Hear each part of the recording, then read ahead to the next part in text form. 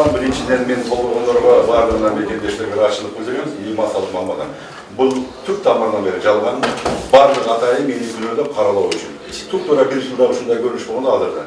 Мен чындыкка ишенем, мен ойлойм акыркы жакында болот. Баардыгы, бул мен ойлойм, бул атайын мага жасалган кара атай жасалган немелер. Бир дагы ал жерде эч бир депутаттардын немесинен болгон эмес. Биз сүйлөшүү болгон, только шайлоошуу боюнча сүйлөшүү болгон. Ооба, аны мен жашыра албайм. Баардыгын биз тергөөчүгө айтып бердик, мен ойлойм, бул жерде эч кандай жок. Азыр мен ойлойм, кайсы тергөө органы эгерде чындык болгон болсо, азыркы мамлекет башы дагы айтат, сот органдары, мен чындык жакында акыйкат келип чыгат.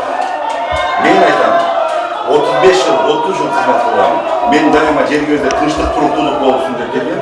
Азыркы дагы мен үчүн тынчтык, туруктуулук эң чоң жетишкендик. Заманыбыз тынч болсун.